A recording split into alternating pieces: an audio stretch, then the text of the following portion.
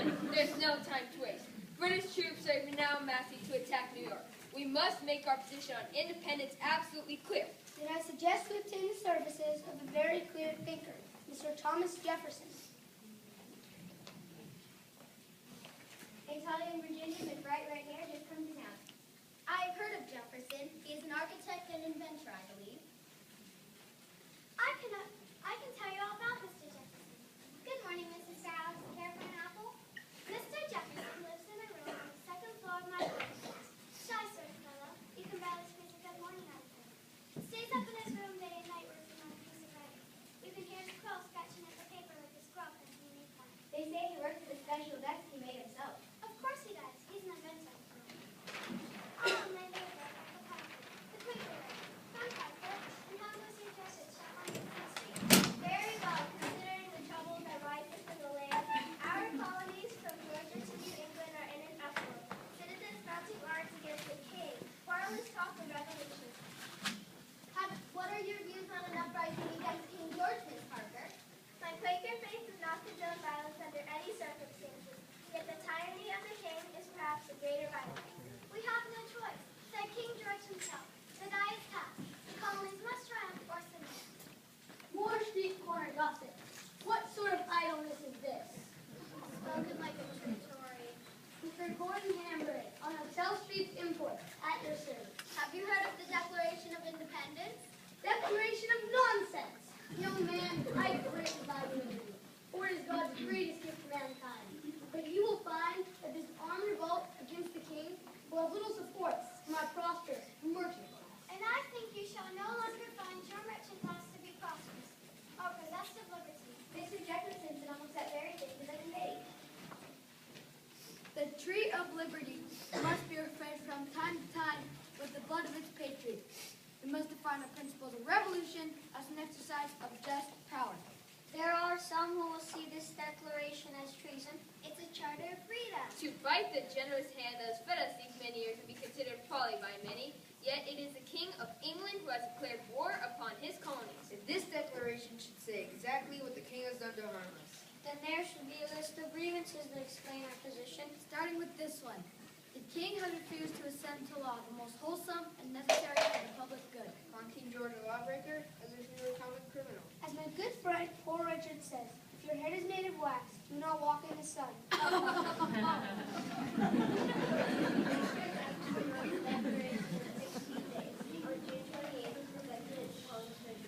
a powerful one who made it was.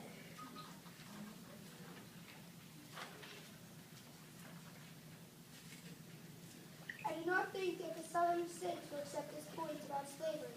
Do not ask the Frenchers to give up their slaves, merely to recognize that slavery is an offense against human nature. And that denying life and liberty to the colonies, King George has treated us as slaves. There are several thousand slaves living in the North as well. Many of those delegates would feel uneasy about such a clause.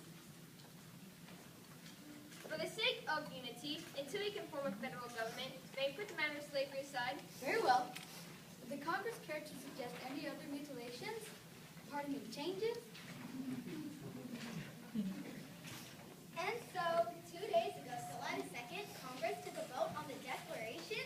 Yes, and they accepted. The fools! Now the greatest army in the world will crush us into dust. That Congress is filled with idiots. Speak for yourself, Fred Hambury. This Congress is filled with men of courage and wisdom. They are your neighbors. They are merchants like you, and doctors and farmers. The kings of Scotland, England, Ireland, Wales, and from the 13 American colonies. Wealthy planters who started life in the poorest of means. Teachers and clergy, carpenters and shipbuilders, I hear. Wide variety. The Secretary, Charles Thompson, and Jim Fish reading Dr. Life. And for the support of this declaration with the firm reliance on the protection of divine providence, we mutually pledge to each other our lives, our fortunes, and our testimonies. Who is that taking up the quill? It is John Hancock, President of the Congress and delegate from Massachusetts. Is he going to time? He takes his life in his hand, if he does. There! I think King George will be able to read that. Mr. Franklin, you are apt to suffer great loss if you sign this document. Do you not fear the wrath of King George? Gentlemen, if we do not hang together as patriots, we most certainly will hang separately as traitors. From New Hampshire, Josiah Bartlett. When in the course of human events, it becomes necessary for one people to dissolve the political bonds which have connected them with another. And to assume among the powers of the earth the separate and the equal station to which laws of nature and of nature's God entitle men. A decent respect to the opinions of mankind requires that they should declare the cause which impelled them to the separation. We hold these truths to be self-evident. That all men are created equal. That they are endowed by their Creator with certain unalienable rights. That among these are life, liberty, and the pursuit of happiness. That to secure these rights, governments are instituted among men, deriving their just powers from the consent of the governed. That whenever any form of government becomes destructive of these ends, it is the right of the people to alter or to abolish it.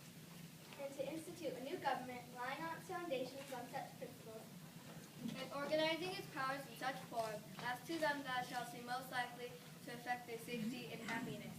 Those 56 men are the bravest men in the whole world, I'll wager. And what if the colony is the world? Do you think this declaration will be remembered in the years to come? Remembered, youngness. This day will be the most memorable in the history of America. It will be celebrated by succeeding generations as a great anniversary with solemn acts of devotion to God Almighty and with tongue and parade, shows, games, sports, bells, and bonfires from one end of this continent to the other forevermore. And to that, I'll sign my name again and again. Huzzah! To America and her freedom. Huzzah!